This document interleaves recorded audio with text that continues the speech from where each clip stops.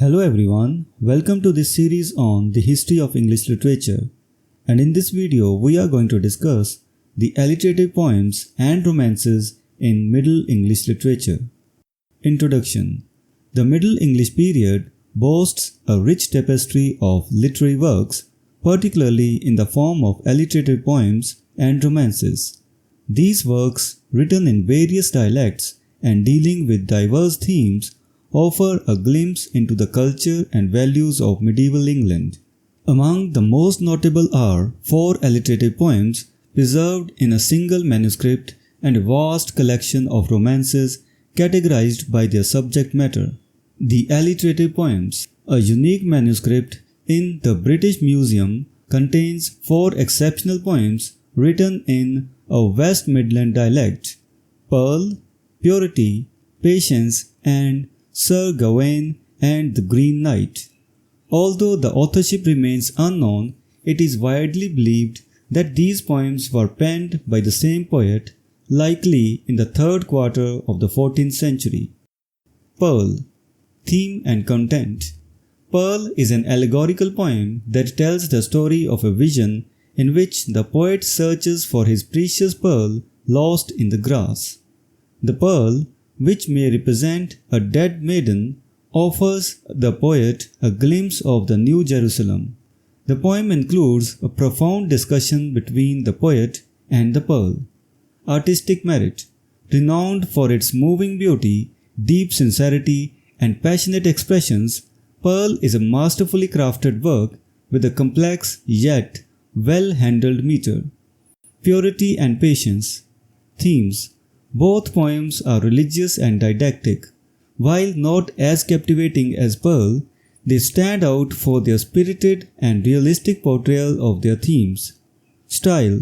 Written in the long alliterative line, these poems showcase the poet's command over this challenging form. Sir Gawain and the Green Knight. Significance. This poem is considered the finest Middle English romance. It excels in plot construction, realism, characterization, and descriptive power, often reaching poetic heights comparable to any literary period. The romances. Middle English romances are diverse in subject matter and style, often categorized into 4 main groups. The matter of England. Content. These romances focus on English history and heroes. Notable works include King Horn, Havelock the Dane, Guy of Warwick, and Bevis of Hampton. Some also draw from contemporary history, such as Richard Coyer's De Lion. The matter of Britain. Content. This group includes romances related to King Arthur.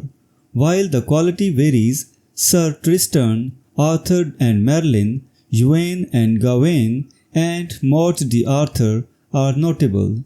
The pinnacle of this category is Sir Gawain and the Green Knight.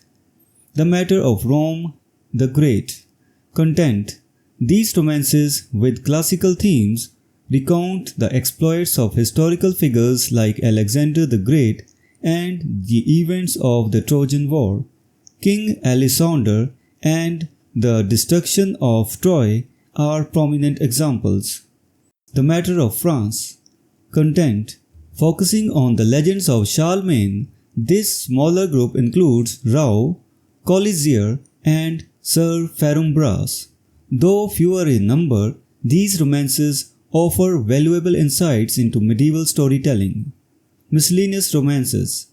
Content. This diverse group includes Amis and Amilon, a touching love story, William of Pallerne, featuring the missing heir theme, and Floris and Blanchefleur, a charming tale of a king's son and a captive maid.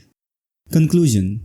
The alliterative poems and romances of the Middle English period reflect the rich literary tradition of medieval England. They offer insights into the era's cultural and societal norms, blending marital and amatory themes with elements of the supernatural. These works remain valuable for their artistic merit and historical significance, providing modern readers with a window into the medieval world. So this was the discussion on the alliterative poems and romances in Middle English literature.